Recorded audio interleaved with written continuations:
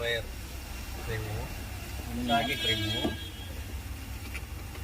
Line remove, bolt already remove.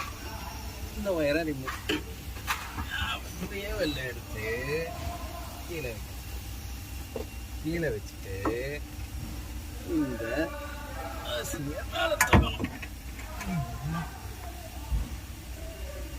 மேலே தூக்கிட்டு இந்த லப்பர்லாம் எடுத்துனா கவரில் போட்டுடலாம்.